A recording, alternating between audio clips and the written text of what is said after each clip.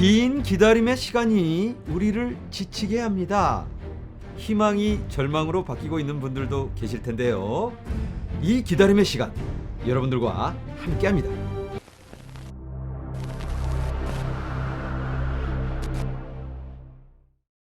안녕하세요. LA의 비트쇼입니다. 네, 오늘은 별로 장이 좋지를 않습니다.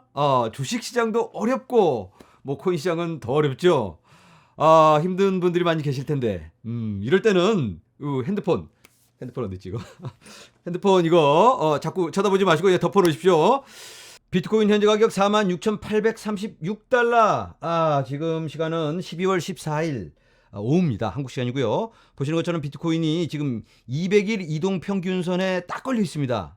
이거 거의 뚫릴랑 말랑 아슬아슬하게 걸려 있는데, 여기 지지선이 굉장히 이거 중요합니다. 200일 이동 평균선 이게 이제 뚫리면 안 되는데, 보시는 것처럼 지금 이제 여기 추세선을 뚫지 못하고 튕겨서 내려왔다가 200일 이동 평균선에 지지를 받아서 또 올라갔다가 여기서 다시 또 튕겨서 내려오고 있죠. 지금 우리가 여기 와 있는데 16일까지 어떤 분위기로 흘러갈지는 모르겠지만, 공포 분위기가 더 심하게 몰려와서 혹시 만약에 어떠한 충격이 가해져서 뚫리게 된다면 그러면 안 되겠지만 42,000달러까지도 가능성이 열려 있습니다. 뚫리면 이제 바로 떨어질 수 있는데, 왜냐하면 이제 여기 빠지면 보통 이제 얼른 손실 줄이려고 사람들이 이제 매도를 해버리죠. 그리고 쇼트를 치는 사람들이 몰리게 됩니다. 여기서 이제 신호 받는 거죠. 신호 받고 쇼트를 치기 때문에 신호 받는 거죠. 신호 받고 쇼트를 쳐버리기 때문에 여기서 이제 쭉 빠질 확률이 높습니다. 그러면 이제 42,000달러쯤에 지지선이 강하게 위치해 있다라고 볼 수가 있겠습니다.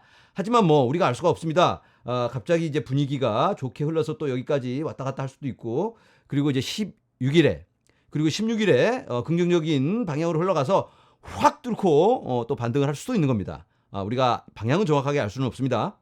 자, 오늘 오미크론으로 사망한 사람이 나왔다.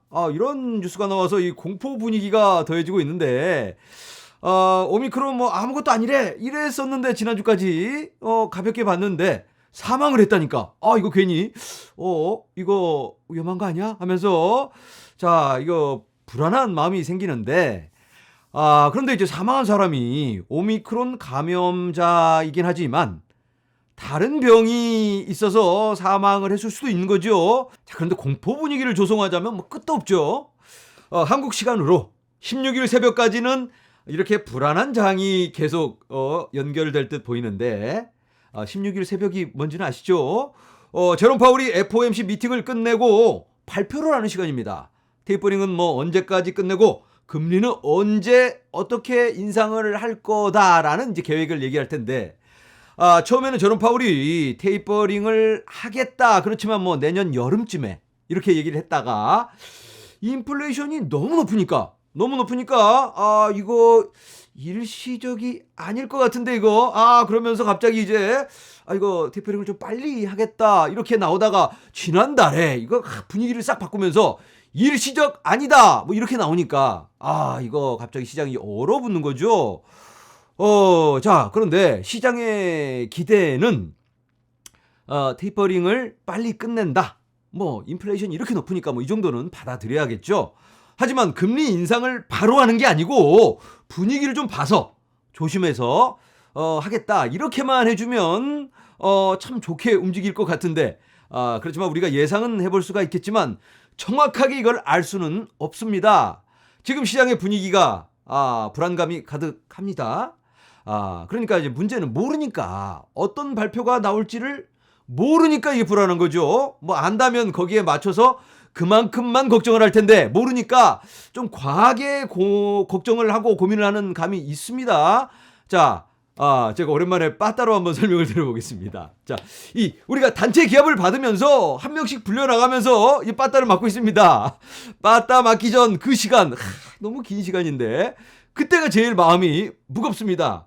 자, 16일에 새벽에 우리가 빠따를 맞기로 돼 있습니다. 자, 마음이 우리가 천근만근인데, 얼마 전까지는 이 파월 선생님이 인자한 모습으로 이거 사랑의 매다 그러면서 이제 때렸는데, 사랑의 매라고 괜찮아. 앞으로 우리가 잘하자 하는 마음에서 선생님이 사랑하니까 때리는 거야 하면서 빡빡 때렸습니다. 우리 반이 꼴찌인 건 일시적인 거야 라고 했는데 지난달에 갑자기 선생님이 갑자기 태도가 싹 바뀌면서 욕을 하기 시작합니다. 이 멍청한 놈의 새끼도 그냥 일시적은 개나 줘버려 그러면서 그냥 앞잡아차 그냥 빡 이거 와 제가 선생님이 지난달에 다른 FOMC 선생님이랑 이거 싸워가지고 기분이 안 좋아서 격하게 표현을 한 거겠죠. 아니면 뭐 또 이 바이든 교장 선생님한테 뭔가 주문을 받은 게 있는 거지. 이거 참 이거 알 수가 없는데 이번에 얼마큼 세게 때릴지가 이거 아주 궁금합니다. 이거 안 맞을 수는 없을 것 같은데 예상한 강도로만 맞으면 아주 좋겠습니다. 그리고 뭐 일단 맞고 나면 불확실성이 사라져버리니까 기분이 좋아질 수가 있겠죠. 자, 그런데 선생님이 이거 잘못 때려서 엉덩이 뼈에 맞아서 이 병원에 실려갈 수도 있습니다. 이거 그러면 큰일 나죠. 자, 아무튼 우리 파월 선생님이 순리에 맞게 상식적인 선에서 발전적인 행동을 해줬으면 좋겠습니다. 네, 금리 관련해서 생각을 해보면 근데 자, 여러분 0% 금리 이거 말도 안 되는 거죠. 올려야 됩니다. 어차피. 그런데 이제 예상보다 조금 일찍 올리는 데니까 이게 속상한 거죠. 하지만 장기적으로 보자면 뭐 금리 올려봤자 뭐 거기서 조금 더 일찍 올리느냐 좀 늦게 올리느냐 차이일 뿐입니다. 금리를 올린다고 해서 인플레이션이 올라가는 것만큼 올리면 이거 큰일 납니다. 이러면 미국 망합니다. 그러니까 금리를 올리는 건 인플레이션에 맞게 이제 올리는 신용만 한다. 타이밍 맞춰서 그 정도로 생각해 볼 수가 있겠습니다. 네, 그리고 마이클 세일러, 우리들의 마이클 세일러가 얼마 전에 팍스 TV라는 데에 나와서 터커 칼슨이라는 사람이 있습니다. 이 사람 쇼에 나와서 1시간 넘게 비트코인에 대해서 설명을 했습니다. 미국 소비자 물가지수가 과연 인플레이션의 바른 척도가 될 수 있을까? 인플레이션 수치가 6.8%가 나왔다고 다들 깜짝 놀라는데 소비자 물가지수가 측정하지 않는 인플레이션은 훨씬 높습니다. 자, 집을 사려는데 집값이 말도 안 되게 올라가 버리면 이거 우리 돈으로 살 수가 없는 거죠. 그럼 뭐 주식이 작년 1년 동안 뭐 어마어마하게 올랐습니다. 자, 그러면 뭐 인플레이션 수치에 이런 거는 안 나오는 거죠. 우리가 사고 싶은 물건들, 소비자 물가 지수가 측정하지 않는 것들, 예전에 제가 설명드린 이 서비스의 질 이런 것도 포함이 될 수가 있겠는데 예전에 우리가 물건을 사면 이제 애프터 서비스가 따라오죠. 그런데 요즘은 이제 전화를 걸면 1시간씩 기다려야 합니다. 인건비 아끼려고 이놈들이 뭐 고객 서비스를 축소를 해서 전화를 하면 막 기다리다가 뭐 또 AI가 이리 옮겨뒀다가 또 한참 10분 기다리면 또 이쪽으로 옮기다 열받아서 우리는 전화를 끊어버립니다. 이거 포기를 하게 되죠. 이런 형편없는 서비스 옛날에는 이제 그 물건값에 포함이 돼 있었는데 지금은 이제 이게 빠져버린 거죠. 생각해보면 이제 그러니까 물건값이 오른 거랑 똑같습니다. 나중에는 이제 돈을 더 내면 이런 뭐 프리미엄 서비스로 이런 걸 다시 해주겠죠. 이런 방법으로 결국은 시간이 지나면 가격에 반영이 될 수밖에 없습니다. 자, 마이클 셀러의 말을 다시 인용해 보자면 인플레이션 수치를 파악할 때 이걸 기준으로 보면 뭐 이만큼 오른 것 같고 또 이걸 기준으로 보면 또 인플레이션이 이만큼 오른 것 같고 뭘 기준으로 해야 할지 이 기준을 누가 정하는지 이거 복잡한데 이걸 하나씩 따져보자면 너무 복잡하고 어떤 잣대로 인플레이션을 재냐 이런 거를 기준치가 다르기 때문에 아주 어렵다고 할 수 있겠습니다. 자, 그런데 마이클 세일러가 말하는 꼼짝마 인플레이션 측정 방법 이런 게 있습니다. 자, 포괄적으로 이걸 묶어서 커다란 수치로 본다. 바로 화폐량의 증가. 그렇습니다. 화폐량의 증가로 이 모든 걸 측정하면 거의 정확하다라고 이 사람이 말을 합니다. 자, 예를 들어서 미국 모든 자산의 규모가 100만 달러라고 하겠습니다. 그러면 지금 100만 달러가 유통이 되고 있는 겁니다. 이 달러가. 자, 내가 죽으라고 일을 해서 10,000달러를 모았습니다. 밥도 안 먹고 일을 해서 10,000달러를 모았으면 제가 그러니까 전체 이 미국 자산의 100분의 1을 갖게 되는 겁니다. 그러니까 나는 이제 미국의 1%를 가지고 있는 부자가 되었습니다. 엄청난 부자죠. 자, 그런데 자고 일어났더니 이놈들이 갑자기 화폐를 100만 달러를 더 찍어냈습니다. 갑자기 나의 재산이 200분의 1로 줄어버린 겁니다. 돈의 가치가 이제 그만큼 떨어지게 되는 거죠. 이게 바로 인플레이션입니다. 여러 가지 복잡한 무슨 화폐 정책으로 당장 물가가 2배는 안 오르게 조절을 하겠지만 결국은 시간이 흘러가면 이 모든 것들이 다 반영이 되어서 결국은 그만큼 물가가 오를 수밖에 없다. 바로 이게 이 마이클 셀러가 말하는 꼼짝마 하는 그런 인플레이션 측정 방법이다라고 할 수가 있겠습니다. 자, 그런데 이 세상에 존재하는 모든 달러의 40%를 지난 2년 동안 찍어냈습니다. 자, 여러분 제가 영상에서 말씀을 드렸죠. 인플레이션이 오는 게 당연한 겁니다. 안 오면 이상한 겁니다. 이거 금리를 올려도 인플레이션 이거 안 내려갑니다. 조금 갈래다 오르고 뭐 잠깐 이렇게 내릴 수야 있겠지만 역사가 말해줍니다. 금리와 관계없이 화폐가 새로 찍히는 만큼 인플레이션은 왔습니다.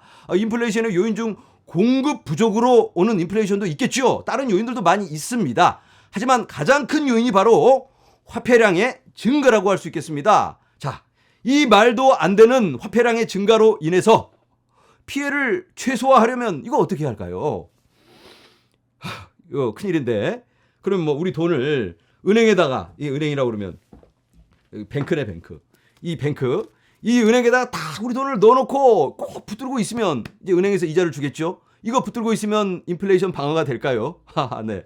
은행에서 이자를 뭐 1%나 줄까요? 2%도 안 주죠. 그러면 시간이 흘러서 화폐가 그렇게 많이 찍혀 나왔다면 우리의 돈은 5년이 지나고 10년이 지나면 녹아 있습니다. 이거 땅속에 묻어놓으면 안 되겠다. 이런 말이 되는 거겠죠. 그럼 뭐 집이나 주식 뭐 이런 걸 가지고 있는 게 훨씬 낫습니다. 당연한 얘기죠. 예전에는 뭐 이럴 때 금이 최고였습니다. 금. 요런 금. 이제는 이제 금이 짜잔 더 좋은 금이 나왔으니까 이제 옛날 금은 이제 찬밥이 됐습니다. 이거 그냥 버려야 됩니다. 버려야 돼요. 금은 찬밥. 비트코인이 이제 그 자리를 대신하고 있죠. 그리고 이 비트코인과 함께 기술의 혁신을 주도하는 다른 알트코인들이 많이 있겠죠. 또 뭐 이런 스캡 코인들 이런 거 말고. 그렇죠.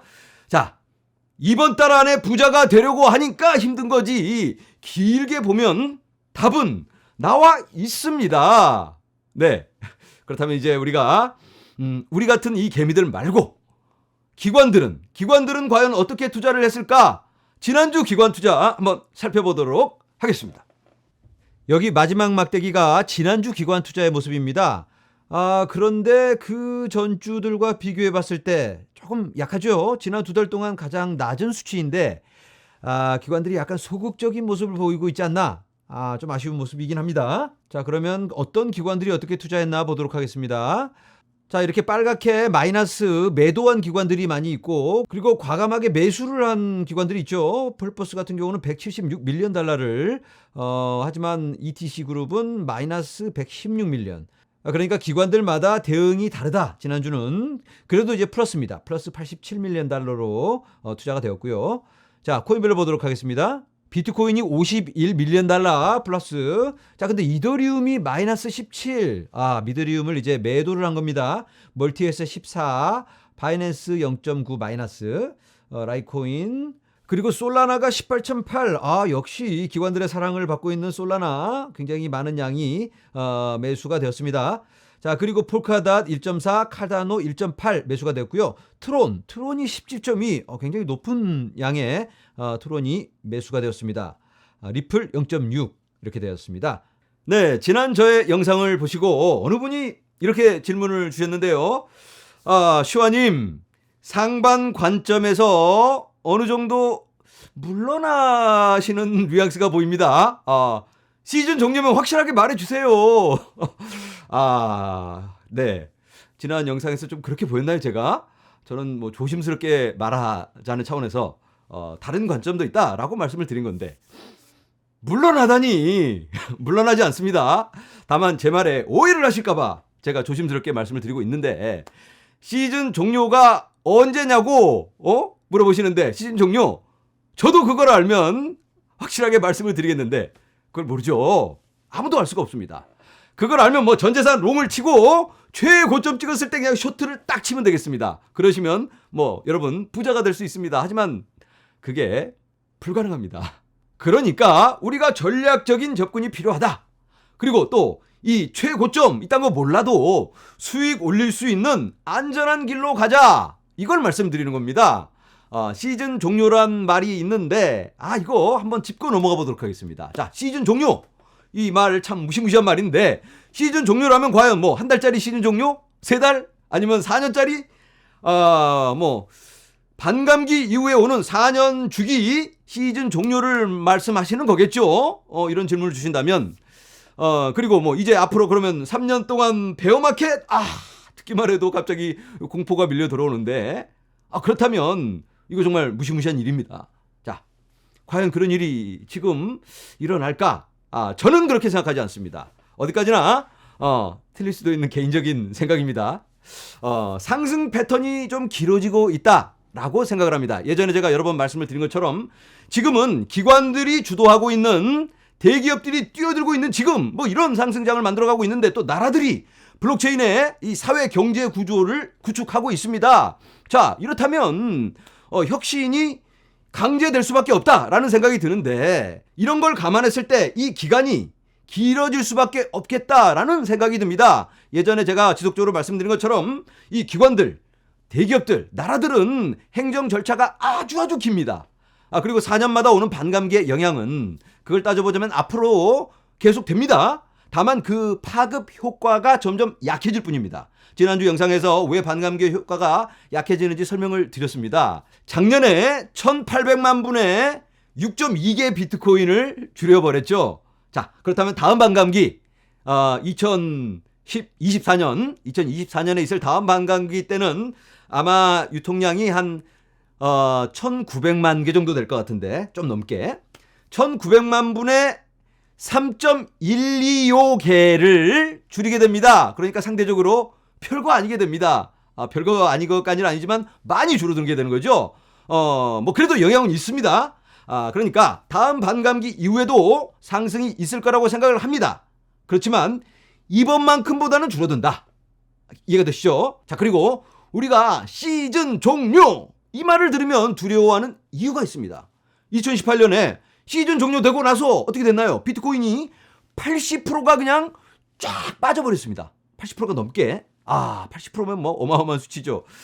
그런데 이 80% 이야기를 들으니까 이번에도 이렇게 된 거 아니야? 이런 생각이 들 텐데 근데 내용을 자세히 들여다보면 80% 빠진 게 이 최고점에서 80%가 빠진 겁니다. 자, 이 최고점이란 이 미친 듯이 수직 상승을 했을 때 그 잠깐 그 뭐 몇 시간 동안 올라가 있는 그 최고점 여기서 80%가 빠졌다. 그냥 이 평균값 뭐 몇 달 동안 지속된 평균값에서 80%가 빠진 게 아니고 아시겠죠? 자, 그렇다면 뭐 이번에 뭐 이 최고점 이런 고점이 있지도 않았죠. 이 평균값 뭐 그런 고점이 수직 상승 이런 거 있지도 않았는데 요즘에 있는 뭐 평균 얼마죠? 요즘 뭐 5-6만 달러? 여기서 80%가 빠진다는 건 불가능한 얘기입니다. 이런 상승이 있어야지 이런 하락도 있는 거죠. 그러니까 지금 만약에 못 올라가고 흐지부지 되다가 그냥 시들시들 빠져버린다면 이 정도 크기로 또 빠지는 겁니다. 이 정도 올라갔으면 이 정도 빠진다. 이렇게 이해를 하시면 될 것 같습니다. 이 정도 크기가 뭐 2-3달이었으면 또 2-3달만큼의 하락 시즌이라고 해야 되나요? 하락 구간이 있을 수가 있다라고 이해를 하시면 좋을 것 같습니다. 스톡 투 플로우 모델입니다. 보시는 것처럼 비트코인이 너무 과하게 이렇게 올라가면 또 내려가고 너무 과하게 내려가면 또 올라가고 이렇게 조정을 반복하면서 갑니다. 여기 2017년이죠. 또 너무 과하게 올라갔으니까 좀 내려갑니다. 조정을 해주는 거죠. 그리고 또 너무 과하게 내려가니까 또 올라가고 이렇게 내리고 오르고를 반복하면서 계속 움직입니다. 그렇지만 역시 언제나 장기 우상향을 하고 있습니다. 우리가 가야 할 곳이 너무 높기 때문에 변동이 심한 거죠. 자, 그리고 여기서 가장 중요한 건 비트코인은 장기 우상향 이걸 기억하셔야 됩니다. 장기 우상향 제가 지난 영상에서 이 장기 우상향하는 종목에는 어떻게 접근을 해야 하는지 우리가 단기로 접근을 하더라도 이 틀 안에서 장기 우상향 이 틀 안에서 접근을 해야 한다.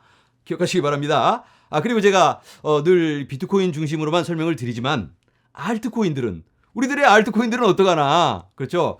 알트코인들은 결국은 비트코인과 함께 움직인다. 이 비트코인이 가는 대로 같이 움직인다 쫓아서 조금 차이는 있을 수 있겠지만 올라갈 때 좀 많이 올라가고 내려갈 때 많이 내려가죠. 이렇게 올라갈 때 많이 올라가고 그렇지만 같이 움직인다. 왜냐하면 비트코인이 대표성을 띠고 있기 때문이죠.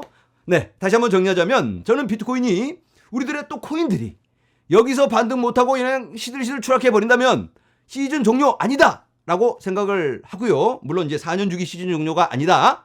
우리의 기대를 저버리고 좀 더 심하게 하락을 한다면 조금 더 길어지는 게 아닐까라는 생각을 합니다. 뭐 5월 하락장 뭐 이런 걸 겪으면서 간다. 우리가 제롬 파월의 마음을 알 수가 없고 게리 겐슬러의 포트폴리오를 볼 수가 없습니다. 그렇죠? 이걸 안다면 또 얼마나 좋을까요? 그렇죠?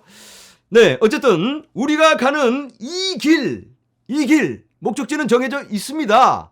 길이 험해서 좀 돌아갈 수는 있겠지만 결국 우리는 가야 할 그곳에 갑니다. 마음을 강하게 하시고 본인이 정한 길이라면 이거 두리번 하지 마시고 우리는 갈 길을 가야겠습니다. 오늘은 여기서 인사드리겠습니다. 여러분 감사합니다.